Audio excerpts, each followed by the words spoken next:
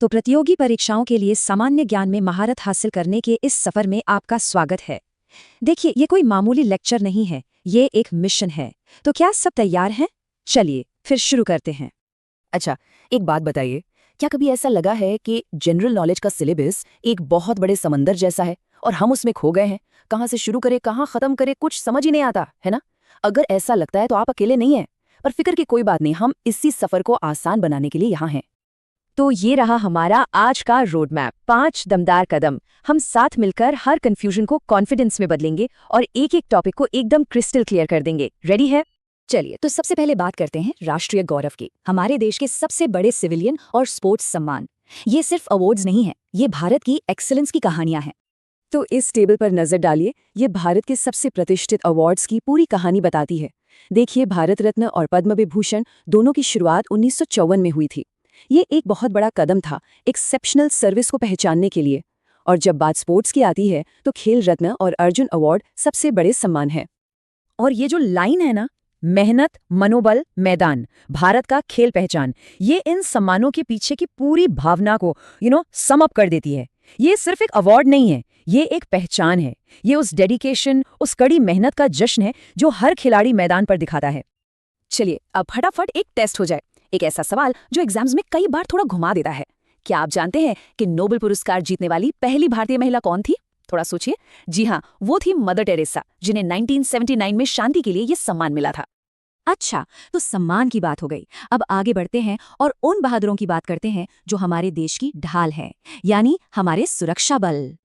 देखिए, हमारी देश की सुरक्षा कई पिलर्स पर खड़ी है और ये टेबल आपको उन मेन फोर्सेस से मिलवाती है जो दिन रात हमारी हिफाजत करते हैं। इनके स्थापना वर्ष और इनकी भूमिकाएं एग्जाम्स में अक्सर पूछी जाती हैं। और हाँ, एक और जरूरी बात, थल सेना दिवस 15 जनवरी, नौसेना दिवस 4 दिसंबर और वायुसेना दिवस 8 अक्टूबर को होता है। ये तारीखें भी उतनी ही जरूरी है, इन्हें भी याद रखिएगा। अब ये स्लाइड बहुत जरूरी है। ये आंतरिक सुरक्षा और सीमा सुरक्षा के बीच का जो फर्क है उसे बिल्कुल साफ कर देती है। ये समझना बहुत जरूरी है कि कौन सी एजेंसी कहाँ और कैसे काम करती है, क्योंकि इसी से उनकी स्पेशलाइजेशन और उनका अधिकार क्षेत्र तय होता है। अब एक सीधा सा सवाल, बिल्कुल वैसा जैसा पुलिस भर्ती परीक्षाओं में आता है। क्या आपको पता है कि भारत की टॉप इंटेलिजेंस एजेंसी रॉ यानी RAW की स्थापना कब हुई थी? जैसा कि हमने पिछली स्लाइड में देखा था, इसका जवाब है 1968। तो अब तक हमने बात की सुरक्षा की, अब चलते हैं संस्कृति की ओर। चलिए, भारत की भाषाओं और साहित्य की रंगीन दुनिया में गोता लगाते हैं। ये तो हमारी पहचान की आत्मा है। भारत को भाषाओं का देश यूं ही नहीं कहते। ये स्लाइड आपको हमारे संविधान की 8वीं अनुसूची में जो 22 भाषाएं हैं, उनके परिवारों की एक यात्रा पर ले जाती है। मतलब कौन सी भाषा किस लिंग्विस्टिक फैमिली से आती है, ये जानना हमारी डाइवर्सिटी की समझ को और भी गहरा कर देता है। भारत ने दुनिया को कुछ बेहतरीन लेखक दिए हैं। ये टेबल उनके कुछ सबसे मशहूर कामों और उन्हें मिली ग्लोबल पहचान से रूबरू कराती है। लेखक, उनकी किताब और उन्हें मिला सम्मान, ये तिकड़ी हमेशा याद रखने वाली है। और ये लाइन, 8वीं अनुसूची की भाषा पहचान, भारत की सांस्कृतिक जान, ये हमें याद दिलाती है कि भाषाएं सिर्फ शब्द नहीं होती, ये हमारी संस्कृति का दिल है, हमारी विरासत की धड़कन है। बहुत बढ़िया, हमने भारत को तो समझ लिया। अब जरा अपनी सरहदों से बाहर निकलते हैं और दुनिया की राजधानियों और मुद्राओं की खोज करते हैं। दुनिया बहुत बड़ी है, लेकिन घबराने की जरूरत नहीं, हम इसे एक एक महाद्वीप करके समझेंगे। तो शुरुआत करते हैं एशिया से, जहां से एग्जाम्स में अक्सर सवाल बनते हैं। देश, उसकी राजधानी और उसकी मुद्रा, ये कॉम्बिनेशन याद रखना बहुत जरूरी है। अच्छा, क्या आप भी कभी कभी नॉर्डिक देशों की करेंसी में कंफ्यूज हो जाते हैं? चलिए, इसे एकदम आसान बनाते हैं। एक सिंपल सी ट्रिक है, याद रखिए, स्विस फ्रैंक्स एकदम यूनिक है और फिनलैंड में यूरो चलता है। बाकी ज्यादातर देशों में क्रोना या क्रोन का ही कोई ना कोई वर्जन मिलेगा।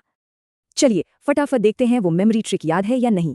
तो बताइए, स्विट्जरलैंड की ऑफिशियल करेंसी क्या है? बिल्कुल सही, ये है स्विस फ्रैंक। अब चलिए एक छलांग लगाते हैं भविष्य की ओर और देखते हैं साइंस और टेक्नोलॉजी में भारत की शानदार प्रगति, जहां हमारे वैज्ञानिक सचमुच सितारों को छू रहे हैं। भारत अब सितारों तक पहुंच रहा है और ये लिस्ट हमारे देश के कुछ सबसे एम्बिशियस स्पेस मिशंस को दिखाती है। चंद्रयान 3 की वो हिस्टोरिक लैंडिंग हो या आदित्य L1 और गगनयान जैसे मिशन, ये न सिर्फ हमारे लिए गर्व की बात है, बल्कि एग्जाम के लिए भी हॉट टॉपिक्स हैं। ये स्लाइड भारत के 2 साइंस जायंट्स इसरो और DRDO के यूनिक रोल्स को दिखाती है। दोनों ही देश की तरक्की के लिए बहुत जरूरी हैं। एक सितारों की खोज करता है तो दूसरा हमारी रक्षा करता है। एक और बहुत जरूरी सवाल, क्या आपको पता है कि हमारी स्पेस एजेंसी इसरो का गठन कब हुआ था? यहाँ एक हिंट भी है। इसका हमारे स्वतंत्रता दिवस से एक खास कनेक्शन है। जी हाँ, बिल्कुल सही, 15 अगस्त 1969। तो अब हमने जो भी सीखा है उसे इस 1 मिनट के फॉर्मूले में समेट लेते हैं।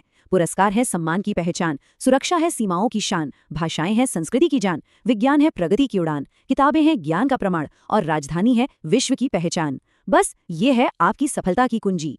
हमेशा याद रखिए, ज्ञान ही शक्ति है और तैयारी आपकी सबसे बड़ी ताकत। बस अपने सफर में लगे रहिए, सफलता जरूर मिलेगी। शुभकामनाएं।